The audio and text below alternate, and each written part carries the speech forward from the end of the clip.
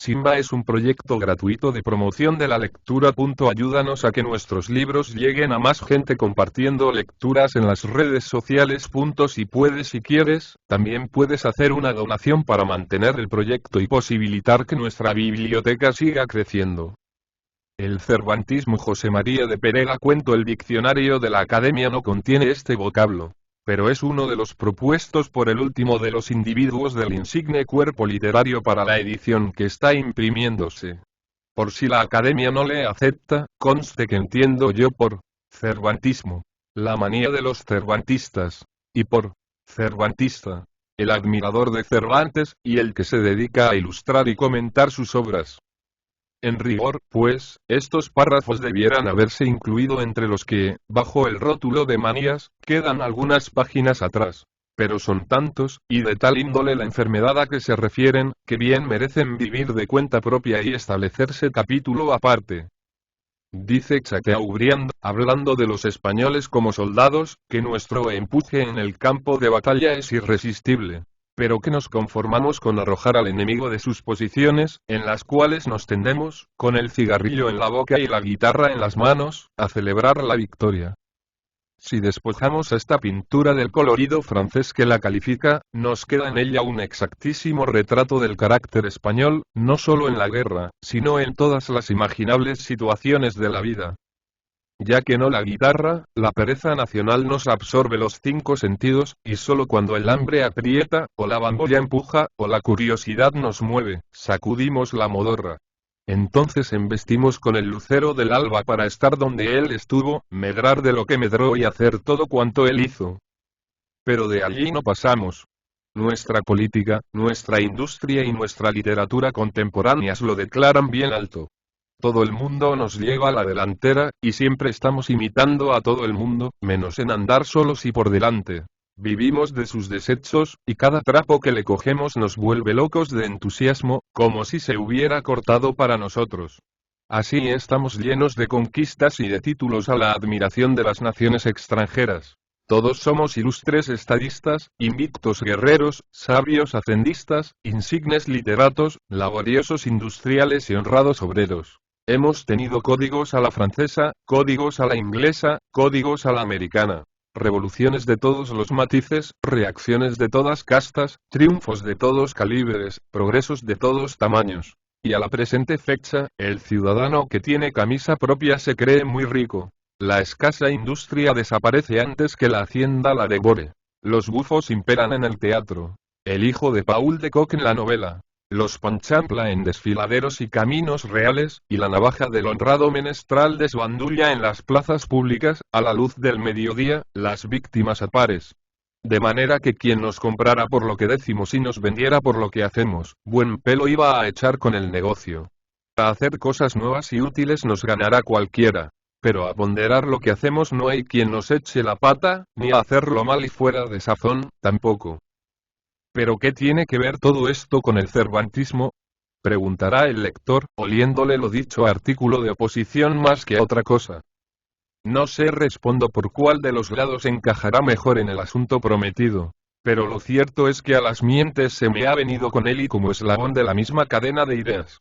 ¿Acaso en el cervantismo vea yo algo de la intemperancia, que, entre nosotros, lleva en todo lo demás hasta el ridículo las cosas más serias y respetables? Quizá esa manía me ha hecho recordar la tendencia española a perder en escarbar el huerto del vecino, el tiempo que necesitamos para cultivar el propio. Quizá me asaltó las mientes el dicho de Chateaubriand pensando en los valientes que conquistan al Quijote, y no pasan de allí, y allí se quedan, rebuscando hasta las polillas, como si ya no hubiera otra cosa que leer ni que estudiar en el mundo. ¿Acaso coinciden los dos asuntos por el lado de la facilidad con que pasamos de la apatía al asombro, de la indiferencia al entusiasmo, de la fiebre al delirio? ¿Quién sabe? Pero el hecho existe, y ya no borro lo escrito, aunque el lector me diga que soy uno de tantos como en España malgastan sin fruto la hacienda, echando siempre los garbanzos fuera de la olla, y vamos al caso. Y el caso es que ya estaba el mundo cansado de admirar a Cervantes y de reproducir las ediciones del Quijote en todas las lenguas que se hablan sobre la haz de la tierra, y aún eran muy contadas en España las librerías en que se vendiera la obra inmortal del ilustre soldado, que vivió de las limosnas de los próceres y fue enterrado de caridad. Conocíanla los literatos, poseíanla los menos de ellos, y veíase de vez en cuando en los mezquinos estantes de algún particular, al lado de Bertoldo, cuyos chistes saboreaba con preferencia la patriarcal familia. Los nombres de Don Quijote y Sancho Panza eran populares, pero contadísimas las personas que conocían estos personajes más que de oídas. Tenían los unas por históricos, las menos por novelescos. Pero ni unas ni otras habían oído jamás el nombre del padre que los engendró en su fantasía.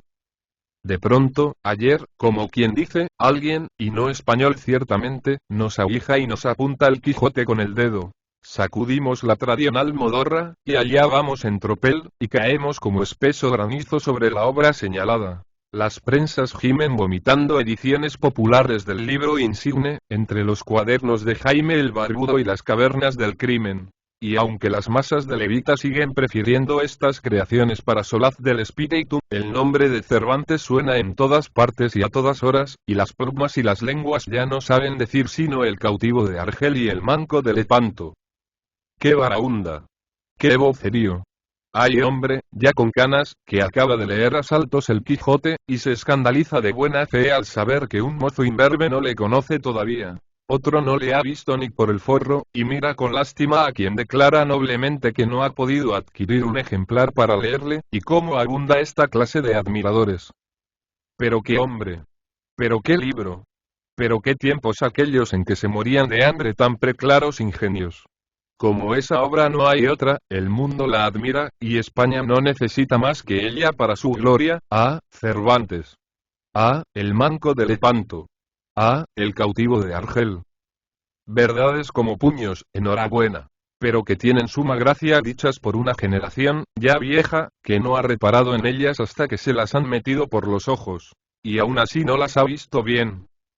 Y sigue el estrépito, y llena los ámbitos de la patria, y se conmueven los poetas de circunstancias y los periodistas de afición y hasta los filántropos de la usura. Y allá van odas al manco de Lepanto, y sonetos al cautivo de Argel, y llega a verse el nombre de Cervantes en la popa de un falucho carbonero, y en el registro de una mina de turba, y en los membretes de una sociedad anónima, y hasta en la muestra de una zapatería. Y hoy se celebra el aniversario de su muerte, y mañana el de su nacimiento, y al otro día el de su redención por los frailes trinitarios, y al otro, el de su casamiento. Y aquí brota una academia cervantina, y allí un semanario cervantino y un averiguador cervantesco. Y en los unos y en los otros, y acá y allá, no se trata sino de Cervantes y sus obras. Y Cervantes aparece en discursos, en gacetillas, en charadas, en rompecabezas y en acertijos. Lo que era de temer, sucede al cabo. La fiebre se propaga, hácese peste asoladora, y no se libran de ella ni los que tienen el juicio más aplomado. Caen hasta los cervantistas de buena casta, y caen sobre el Quijote y sobre la memoria de su autor, como antes cayera el Servum Pecus, y allí se están cual si hubieran jurado, en el paroxismo de su manía, gastar en la empresa hasta el último soplo de la vida. Porque cada cual cree encontrar en aquellas páginas inmortales lo que más se acomoda a sus deseos y aficiones. Imagínomelos yo como aquellos sabios resucitados de que nos habla Balmes, husmeando el amplísimo establecimiento, y tráenme a la memoria el caso de Mabillón despitojándose sobre un viejo pergamino para descubrir algún renglón medio borrado, cuando llega un naturalista y tira hacia sí del pergamino, para ver si halla en él huevos de polilla. Merced a estas faenas sobrehumanas, sabemos hoy, por otros tantos señores cervantistas, cuyas plumas lo han afirmado en sendos escritos, a cuál más serio y pespunteado, que de las obras de Cervantes resulta que fue este sobresaliente. Teólogo, jurisperito, cocinero, marino, geógrafo, economista, médico, liberal, patriotero, administrador militar, protestante, viajero, etcétera, etcétera, etcétera. Es decir, Cervantes omniscio, y sus obras la suma de los humanos conocimientos. Pero ni con todo esto, ni con más de otro tanto por el estilo, que no hay para qué mentar, ni con el pintoresco catálogo de los cervantómanos que han contado las veces que dice si Don Quijote, o Sancho vuesa merced, y otros admiradores de parecida ralea, hemos llegado al delirium tremens de la enfermedad, puesto que hay un español que ha dicho, y dice sin tregua ni descanso, porque sospecho yo que por eso y para eso alienta y ha nacido. Caballeros, nada de lo que el mundo ha leído en el Quijote es la obra de Cervantes. Asombró el aserto, y preguntósele. Pues ¿qué otra cosa puede ser? Quiero decir, repuso el crítico, que hasta ahora nadie ha sabido leer el Quijote. No hay tal Dulcinea, ni tal Sancho Panza, ni tales molinos, ni tales yangüeses, ni tal ínsula barataría, ni nada de lo que allí aparece tal como suena. El Quijote, en suma, es una alegoría. Canastos. ¿Y quién se lo ha dicho a usted? Me lo han dicho 30 años de estudio incesante de esa obra maravillosa, y lo demuestro en 14 volúmenes de comentarios, que he escrito y tengo en casa esperando un editor que se atrevería con ellos. Tendrán que leer. Y diga usted, señor sabio, ¿qué especie de alegoría es esa que usted ha visto en el famoso libro? Es, como si dijéramos, el siglo XIX hablando en profecía en el siglo XVII. La luz de nuestras libertades columbrada por un ojo sutil, a tan larga distancia. La protesta de un alma generosa contra la cadena de la tiranía y las mazmorras de la Inquisición. Cáspita. Luego Cervantes. Cervantes fue un libre pensador, un demócrata que nos precedió cosa de 3 siglos. Pero, hombre, aquellas declaraciones terminantes de necto y fervoroso católico, que a cada instante hace. Aquel su único propósito, que jamás oculta, de escribir el Quijote para matar los libros de caballerías. No hagan ustedes caso de ello. También dice, no lo niega al menos, que lo de cabalgar Sancho en el rucio después de habérsele robado Ginés de Pasamonte, fue un lapsus de su memoria, sino descuido del impresor, y, sin embargo, se le ha demostrado todo lo contrario. A Cervantes hay que saber leerle, desengáñense ustedes. Corriente. Pero como teniendo ese hombre tanto talento, no logró hacerse entender de sus lectores, porque temía a la Inquisición y al tirano. Callárase entonces y ahorrárase el riesgo y la fatiga. No debía callar, porque había nacido para escribir. Pero no alegorías, pues, por las trazas, no le daba el naipe para ellas. ¿Cómo que no? Hombre, me parece a mí que una alegoría que no haya en cerca de 3 siglos más que un sabio que la desentrañe, no es cosa mayor que digamos. ¿Y qué son 3 siglos en la vida de la humanidad? 300 años nada más. Y aunque a usted le parezcan pocos, pienso yo que, para desentrañar un libro, sobran de ellos casi todos, aunque el libro esté en vascuence, cuanto más en neto castellano. No se eche a broma el precedente diálogo, porque es la quinta esencia de las polémicas sostenidas en la prensa, todos los días, por el desenregador único de la supuesta maraña del Quijote, contra los defensores del Servum Pecus, que no ha visto ni verá jamás en las páginas del áureo libro otra cosa y no es poco, en gracia de Dios, que lo que en ella se dice y se enseña. Ah. Y si al pasar esto, porque ha de pasar como pasan las epidemias y las tempestades, nos viéramos libres de las extravagancias del cervantismo, pudiéramos darnos con un canto en los pechos. Pero, no obstante lo impresionables que somos y lo propensos, por ende, a olvidar mañana lo que hoy nos alborota, como el mal deja semillas, éstas germinarán andando los años, y, cuando menos, ha de nacer de ellas una raza que, empezando por ver zurcidos en el Quijote, acabe por negar la existencia de su autor. Todos los grandes hombres van teniendo, en la posteridad, su fama roída por este género de gusanos. Yo no sé qué demonios anda por la mollera de ciertos sabios cuando examinan las obras que admira el mundo, que, no bien las contemplan, cuando ya exclaman, esto nació ello solo. Como si no fueran más maravillosas estas producciones espontáneas que la existencia de un padre que las engendrara. A Homero le niega ya el último farramplín de la crítica, y hay una escuela antihomérica, a la cual se van arrimando todos los catasalsas del helenismo. Se está negando también a Hesíodo, y hasta a Gutenberg y a Dante, y luego se negará a la luz del mediodía. ¿Y por qué no? ¿No hay historiador que niega toda autoridad a los 5 siglos de Roma? Y la maña es vieja. 100 años hace, aseguró el P. Arduino, y hasta intentó probarlo, que todos los libros griegos y latinos, excepción hecha de unos pocos de Cicerón, Plinio, Horacio y Virgilio, habían sido forjados en el siglo XII por una comunidad de frailes. ¿Y qué luz derraman estos sabios negativos en las oscuridades con que van topando en sus investigaciones? ¿Con qué primor reconstruyen lo que derriban de un bóleo? Paréceles mucha obra la Ilíada para un hombre solo, de tan remotos siglos. Niegan la existencia de Homero fundándose en aquella potísima razón. Pregúntaseles entonces cómo se formó ese admirable poema, y responde uno de ellos, dicen, por ejemplo. De la manera más fácil. Se reunió una especie de academia de cantores que se propusieron hacer una epopeya. Encargóse cada cual de un canto, y el resultado de esta asociación fue la Ilíada. De modo que nos salen, por esta cuenta, 26 Homeros, por lo menos, y al sabio que los presenta le asombraba, por su grandeza, un Homero solo. 2/4 de lo mismo ocurre con los sabios de otra catadura, cuando nos hablan del universo. Le niegan un autor, porque no les cabe en la cabeza la idea de tanto poder, y se le adjudican al átomo, y sudan y se retuercen entre los laberintos de una tecnología convencional y de unos procedimientos fantasmagóricos, para venir a demostrar, que no saben lo que traen entre manos, y que, a pesar de sus humos de gigantes, no pasan de gusanillos de la tierra, como el más indocto de los que en ella moramos. Por eso creo yo que a los sabios de la crítica les pasa algo grave en la mollera, cada vez que se las han con otras de gran calibre. No diré que este algo, y aun algos, sean tufillos de la envidia. Pero tampoco aseguro que lo sean de la caridad.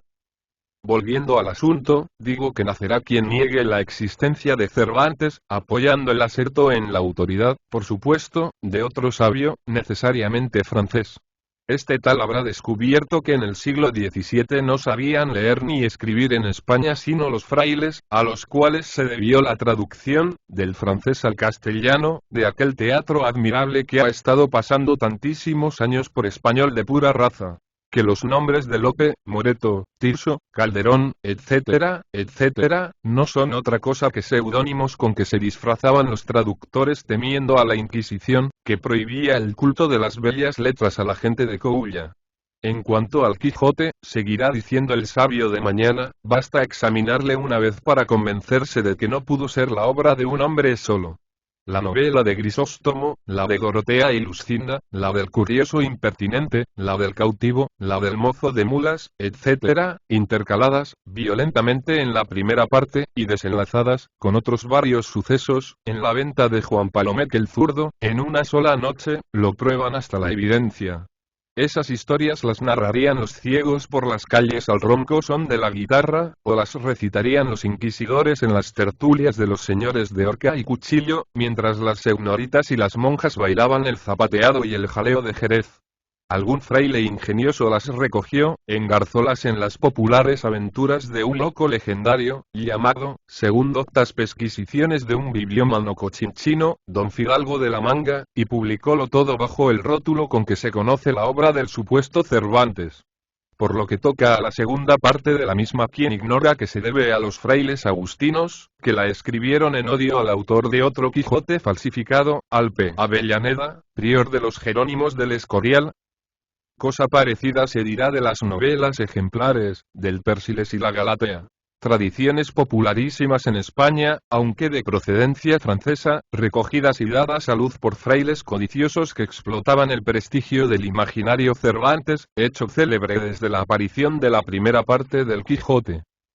Pero seguirá diciendo el futuro bibliófilo francés que mayor prueba de la no existencia de Cervantes que la que nos dan los cervantistas españoles del siglo XIX, en el que ya comenzaba a leer y escribir la clase media, porque se había secularizado la enseñanza. En el último tercio de aquel siglo no trataron los escritores de España más que de Cervantes, y, sin embargo, no pudieron hallar un solo rastro de su persona.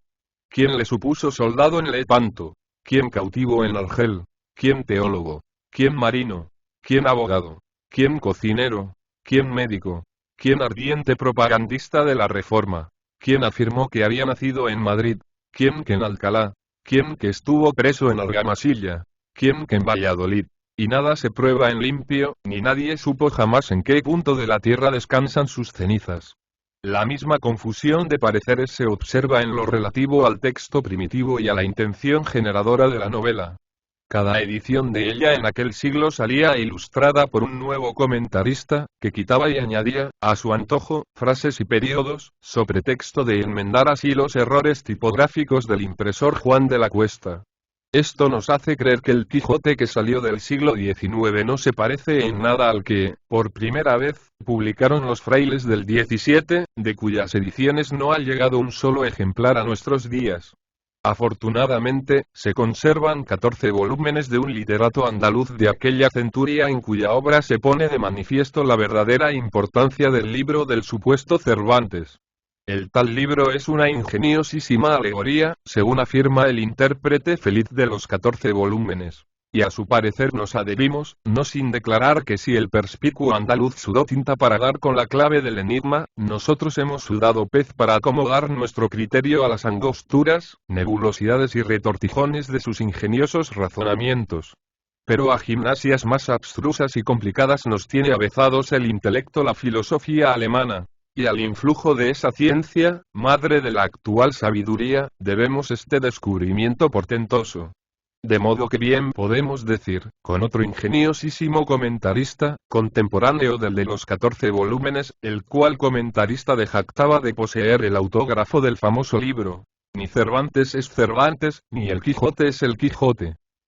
Estos y otros tales dichos del sabio francés de los futuros siglos, llegarán a formar escuela. Y esta escuela se acreditará en España. Y habrá españoles que se pasarán la vida cotejando el fárrago cervantista del siglo XIX con los asertos de la escuela. Y al fin perderán el juicio, y quizás den origen a una nueva orden de cervantistas andantes, que saldrán por el mundo a buscar las aventuras, deshaciendo escolios y enderezando notas al Quijote y a la dudosa vida de su autor, que es cuanto queda ya que ver.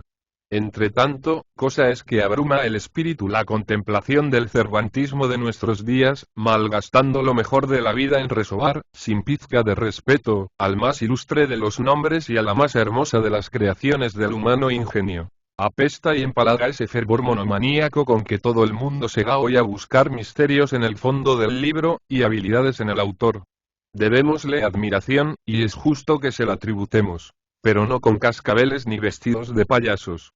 Popularícese el Quijote, y, si es necesario, declárese de texto en las escuelas.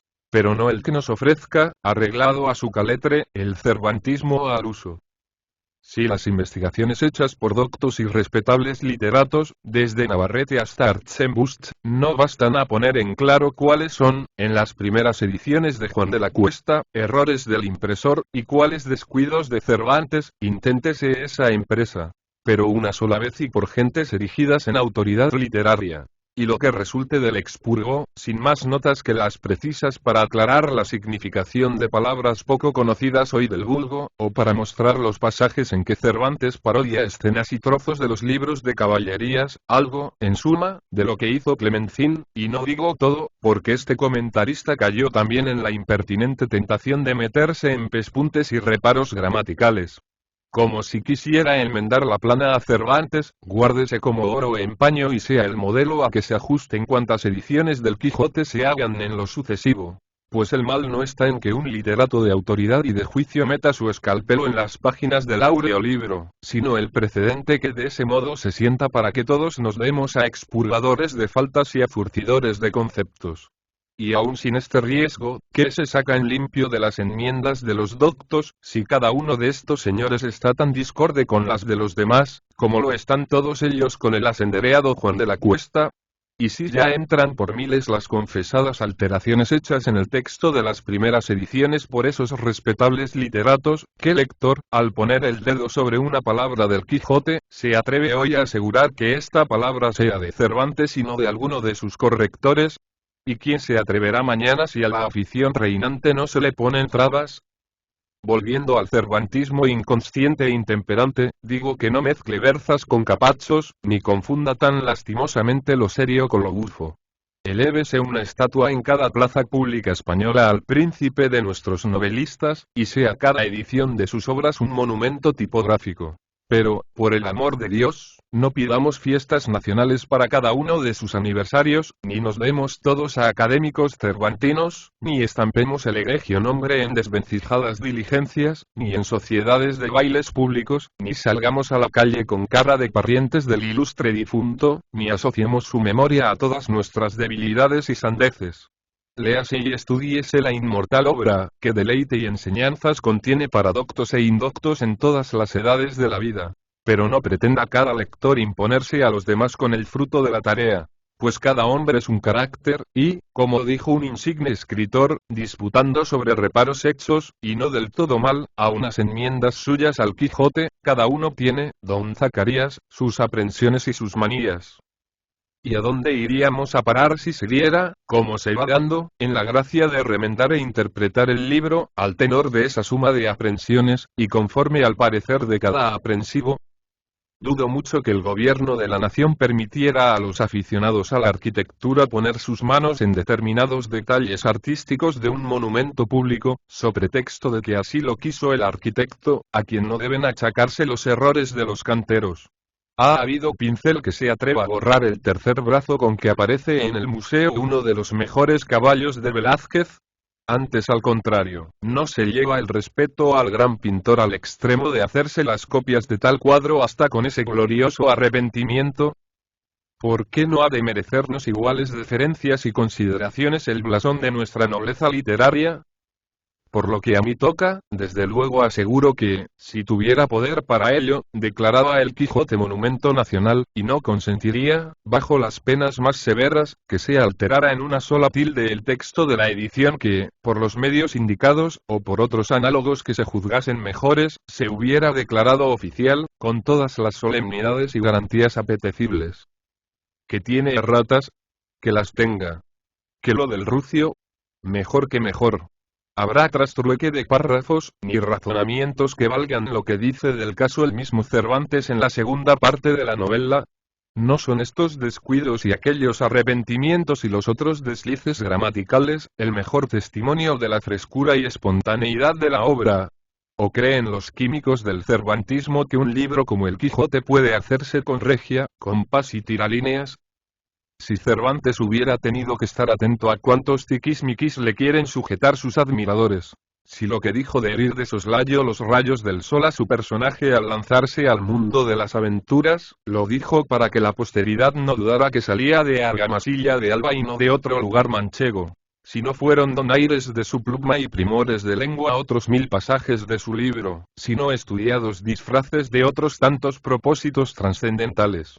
Si cada frase es un jeroglífico y cada nombre un anagrama. Sí, amén de esto y mucho más, necesitó trabajar con el calendario a la vista, y encarrilar a su caballero por cualquiera de los itinerarios que le han trazado sus comentaristas de Ogaño, y conocer a palmos los senderos para no dar con una aventura en martes, cuando, por el cómputo del mapa y del almanaque, podía demostrársele que la fazaña debió tener lugar en miércoles, día de vigilia además, con otros muy curiosos pormenores que el lector habrá visto, también como yo, en escolios, notas y folletos. Si a todo esto, y a lo de la cocina, la teología, la jurisprudencia, el protestantismo, la economía política, etcétera, etcétera, etcétera, y otro tanto más, tuvo que estar atento, repito, el glorioso novelista, más le valiera no haber salido nunca del cautiverio de Argel, que entre escribir un libro con tales trabas, o arrastrarlas de hierro bajo la penca de un moro argelino, aun con el ingenio de Cervantes optara yo por el cautiverio, y saldría mejorado en tercio y quinto. Dichoso día aquel en que el cervantismo pase y vuelva a reinar el Quijote en la patria literatura, sin enmiendas, reparos ni aditamentos, y su autor perínclito sin habilidades ni misterios. Venga, pues, la inmortal obra sin teologías, náutica ni jurisprudencia, y, sobre todo, sin claves ni itinerarios ni almanaques. Venga, en fin, como la hemos conocido los que peinamos ya canas, cuando en ella aprendimos a leer, a pensar y a sentir. Que así, al pie de la letra y hasta con las erratas y garrafales descuidos de los primeros impresores, ha sido admirada de todos los hombres y traducida a todas las lenguas, y servido de pedestal a la fama de Cervantes, que ya no cabe en el mundo. 1880.